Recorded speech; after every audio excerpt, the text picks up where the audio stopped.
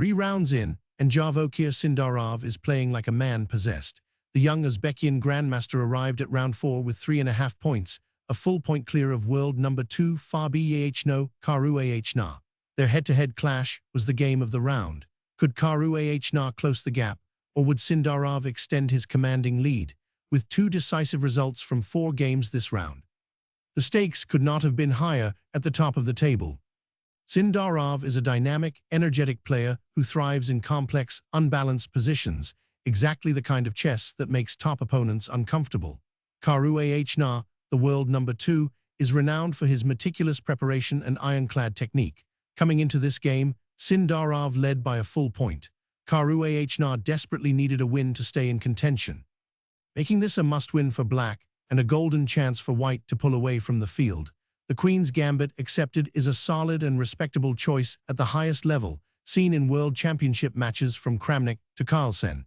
Black accepts the Gambit pawn and aims for active counterplay with the c5 break. The development variation with Steinitz's approach leads to rich middle game positions where white has a slight structural pull, but black has active piece play. The line requires precise knowledge from both sides.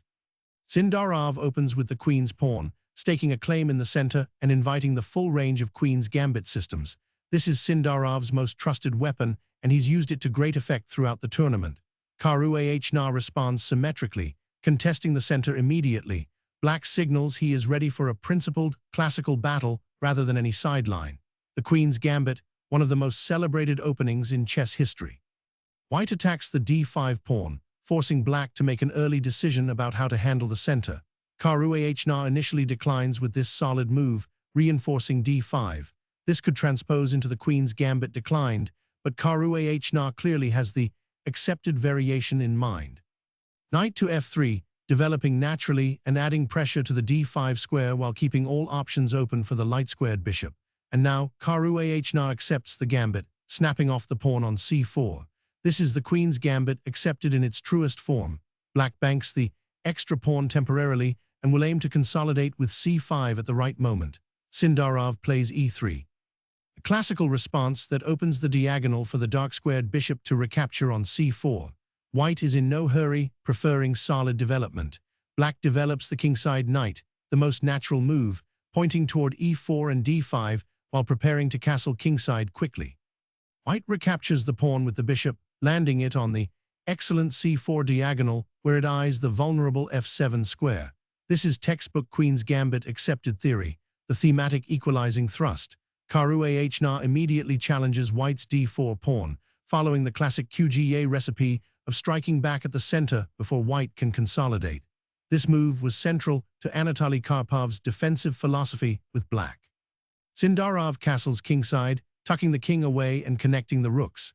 White's position is already comfortable with the well-placed bishop on c4. Caruana develops the queenside knight toward the center, adding pressure to d4 and preparing to support the c5 pawn.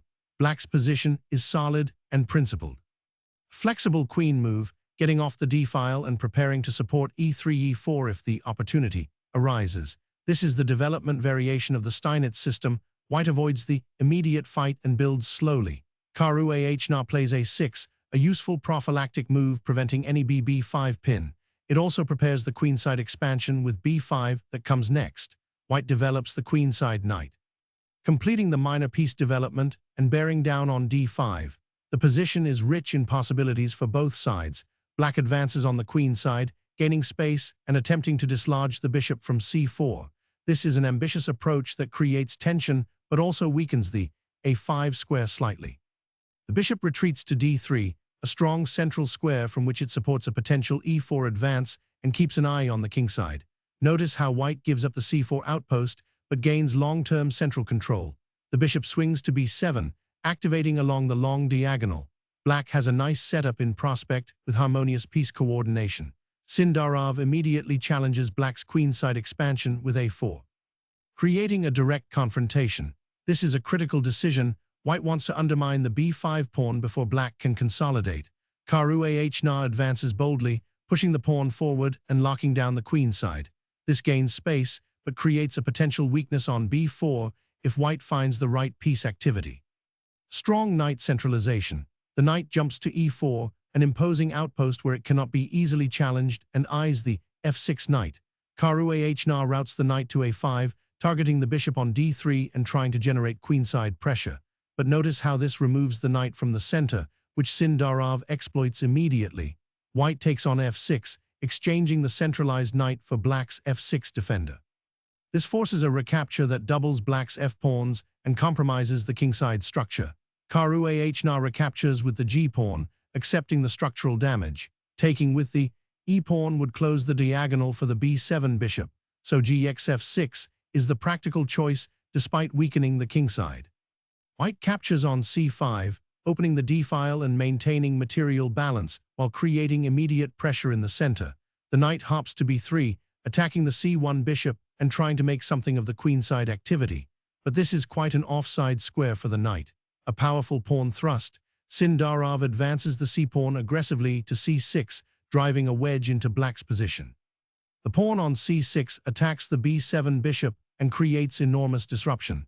Caruana is forced to capture the intruder, eliminating the dangerous pawn.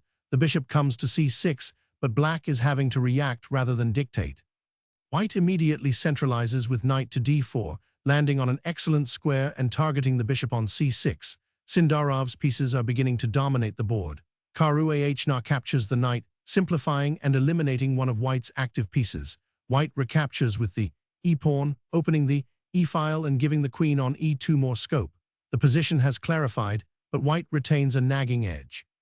Caruana activates the rook on g8, placing it on an open file and creating some kingside counterplay. Black is clearly trying to use the weaknesses created by White's doubled f-pawns. Wait, it's black who has the doubled pawns here. This rook placement targets the g-file, but the king is still stuck in the center. Sindarov plays g3, carefully preventing any rook incursion along the g-file and creating a safe shelter for the king. White is in no rush and continues to consolidate. Caruana plays f5, a committal pawn advance trying to activate the bishop on c6 and generate counterplay. However, this move walks into serious trouble. It weakens the e6 pawn and creates new weaknesses on the e5 square. Stockfish immediately flags this as a mistake, swinging the evaluation sharply toward White, now plus 1.1. The bishop springs to c4, an absolutely devastating square. It targets e6 directly and pins the position down. White's advantage has crystallized. Rook to g4 is another inaccuracy from Caruana. The rook comes to g4, attacking the g3 pawn, but Stockfish considers this a mistake that pushes the evaluation to plus 1.4 for White. The rook is active here, but black has simply too many weaknesses to compensate for the structural problems. Sindarov retreats the bishop to e3 with tempo, clearing the c1 rook to enter the game while keeping a grip on the position. White is methodically improving every piece. Caruana plays bishop to d5, trying to activate the bishop and create some pressure along the diagonal, but this too is flagged as a mistake. The evaluation climbs to plus 1.6 for White. The bishop simply doesn't have a stable future on d5, given White's control of the center. The rook comes to c1, adding pressure to the c-file and beginning to coordinate the White forces for a decisive assault. Bishop retreats to e7, another move flagged by the engine as inaccurate. Caruana is having enormous difficulty finding a constructive plan. The evaluation remains around plus 1.4, and black is essentially drifting. Sindarov wins a pawn with bishop takes a6. White simply captures the hanging a-pawn, and black's position begins to unravel materially, as well as positionally.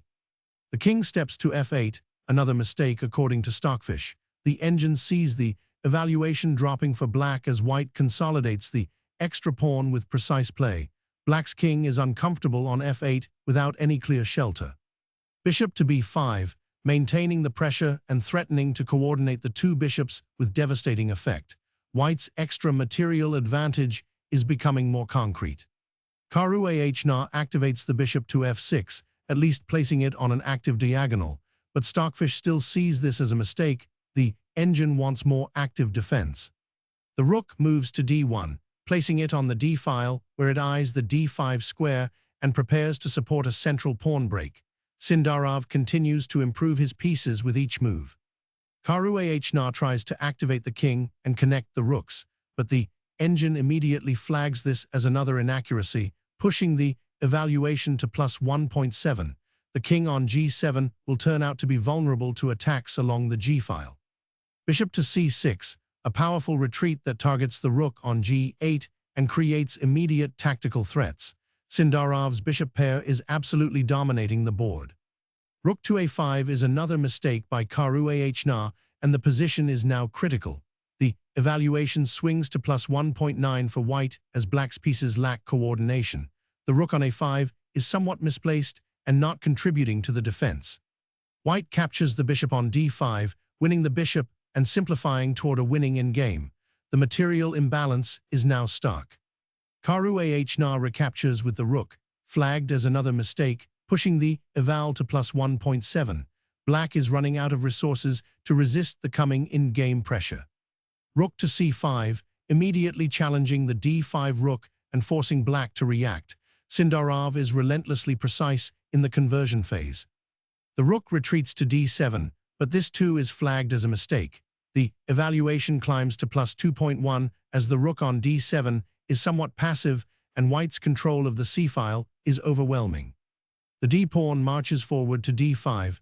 This is a powerful passed pawn advance that creates immediate threats. Sindarov's technical play is exceptional. Caruana captures en passant on d5, but this is another mistake according to Stockfish. The evaluation explodes to plus 2.5 as white's pieces will now coordinate perfectly around the newly opened e-file and the weakness of black's king. The queen swings to f3, a multi-purpose move that eyes the d5 rook, threatens the f5 pawn and prepares to join the attack along the f-file. White's queen and rook are beginning to dominate. Caruana grabs the b2 pawn with bishop takes b2, a desperate attempt to win material back. But this is flagged as yet another mistake. Stockfish sees plus 2.5 here. The bishop is offside on b2, and white's attack is simply too fast. Rook captures on d5. White removes the passed pawn and wins back material immediately, with the evaluation surging to plus 3.0. The rooks are now absolutely rampant. Caruana is forced to take back on d5, and again, this is flagged as a mistake as the evaluation climbs to plus 3.2. Black is being swept away. White recaptures once more, reducing down to a rook and queen versus queen and rook in-game, where white's passed a-pawn and active pieces give a decisive advantage. Caruana plays queen to e8, trying to activate the queen and create some counterplay, but this is another mistake. The evaluation reaches plus 3.8 as white's material and positional advantages are overwhelming. Rook takes f5, Sindarov wins another pawn, simply capturing the f5 pawn and increasing the material advantage to a decisive level. The evaluation is now plus 4.3. Rook to g6 is another inaccuracy. In a lost position, Caruana is trying desperately to create some activity, but the evaluation is already plus 4.3. Black simply has too many weaknesses. White advances the h-pawn, beginning to create a second passed pawn on the kingside. Sindarov is not rushing. He plays with precision and patience. Bishop moves to c3, an attempt to become more active, but the engine continues to see this as a mistake. The evaluation stands at plus 3.8, and black cannot hold the position together. The h-pawn charges forward to h5, threatening to promote and forcing Caruana's rook to deal with new threats. Sindarov plays with clinical efficiency. Rook to a6, Caruana repositions the rook, but this too is flagged as a mistake, with the evaluation climbing to plus 4.8. Black is simply unable to coordinate the queen, rook and bishop against white's active forces. Queen to g4 with check, a powerful attacking move. Sindarov brings the queen to an aggressive post, creating direct threats against the black king. The evaluation leaps to plus 5.9. The king steps to h8, forced to retreat to the corner. This is another mistake according to the engine, with the evaluation reaching plus 6.5. The king is now trapped in the corner and will face a mating attack. Bishop to d4 with check, a brilliant bishop move that gives check along the diagonal and coordinates beautifully with the queen on g4. The evaluation is plus 6.9 as white's pieces work in perfect harmony.